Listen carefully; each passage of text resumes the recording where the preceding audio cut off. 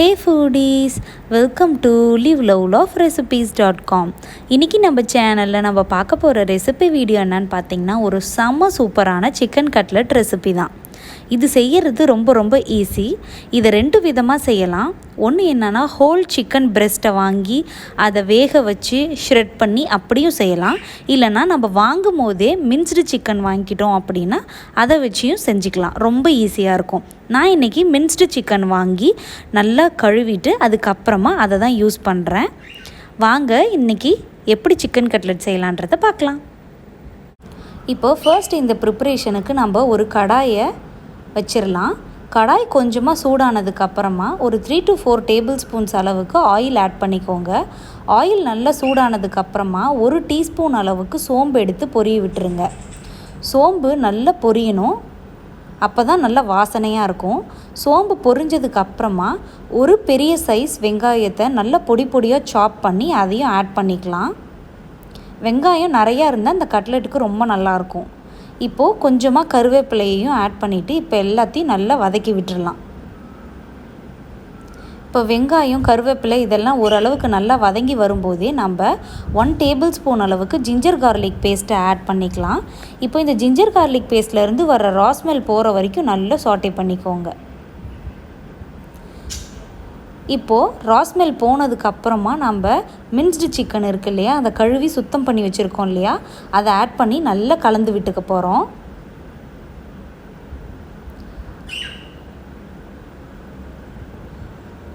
இப்போது ஓரளவுக்கு இதை நல்லா கலந்து விட்டதுக்கப்புறமா நான் ஏற்கனவே வேக வச்சு மசிச்சு வச்சுருக்கிற உருளைக்கிழங்கையும் ஆட் பண்ணிக்கிறேன்.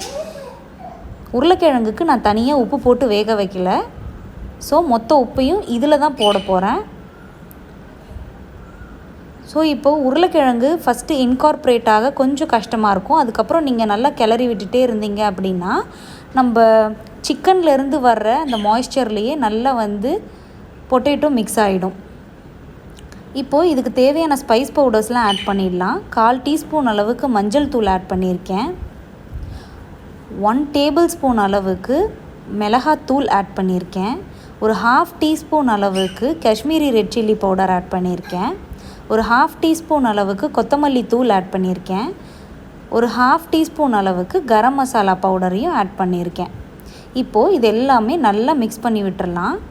நம்ம ஆட் பண்ண ஸ்பைஸ் பவுடர்ஸோட ரா ஸ்மெல் எல்லாமே போகணும்.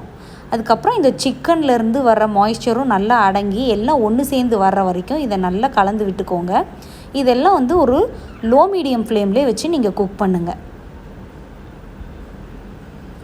ஒரு 5 to 10 மினிட்ஸில் இது நல்லா குக் ஆகிடும் சிக்கனு.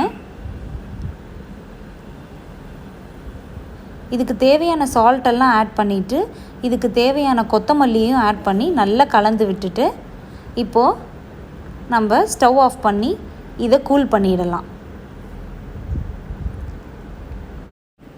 இப்போ ஒரு பவுலில் ஒரு எக்கு ஆட் பண்ணி அதுக்கு தேவையான பெப்பர் பவுடரையும் சால்ட்டையும் போட்டு நல்லா கலந்து வச்சுருங்க. இப்போது ஒரு பிளேட்டில் இந்த மாதிரி பிரெட் க்ரம்ஸை ரெடி பண்ணி வச்சுக்கோங்க. அதுக்கப்புறமா நம்ம ஆற வச்சு எடுத்து வச்சுருக்கிற சிக்கனையும் எடுத்து வச்சுக்கலாம். இப்போ சிக்கன் கூடவே 2 டேபிள் ஸ்பூன்ஸ் அளவுக்கு பிரெட் க்ரம்ஸை ஆட் பண்ணி நல்லா கலந்து விட்டுக்கோங்க. இது ஒரு பைண்டிங் ஏஜென்ட்டு தான். இதை ஆட் பண்ணுறதுனால நம்மளுக்கு நல்லா கட்லெட் செய்கிறதுக்கு சூப்பராக வரும். அதனால தான் ஆட் பண்ணியிருக்கோம். இப்போது பிரெட் க்ரம்ஸை ஆட் பண்ணிவிட்டு நல்லா கலந்து விட்டதுக்கப்புறமா கொஞ்சமாக உருண்டை பிடிக்க ஆரம்பிக்க வேண்டியது தான். கொஞ்சம் பெரிய சைஸில் உருண்டை பிடிச்சிக்கிட்டிங்க அப்படின்னா நம்மளுக்கு கட்லெட் சூப்பராக பெருசாக கிடைக்கும்.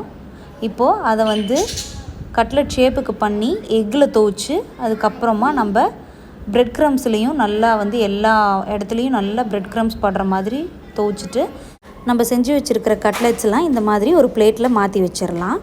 இப்போது ஒரு சாஸ்பேனில் 5 to 6 டேபிள் ஸ்பூன்ஸ் அளவுக்கு ஆயில் ஆட் பண்ணி அது ஹீட் ஆனதுக்கப்புறமா இந்த மாதிரி நம்ம ரெடி பண்ணி வச்சுருக்கிற கட்லெட்டை ஆட் பண்ணி லோ மீடியம் ஃப்ளேம்லேயே வச்சு நல்லா குக் பண்ணுங்கள்.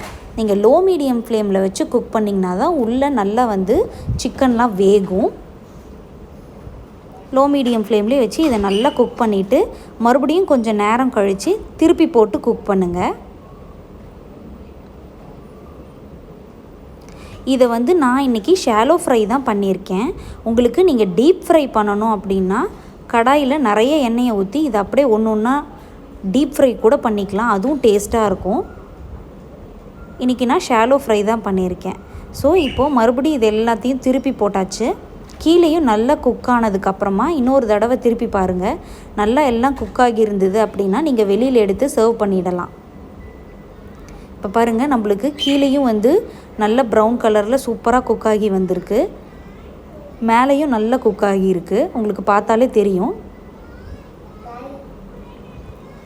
இப்போது இந்த ஸ்டேஜில் இதை நம்ம டிஷ் அவுட் பண்ணிட வேண்டியது தான்.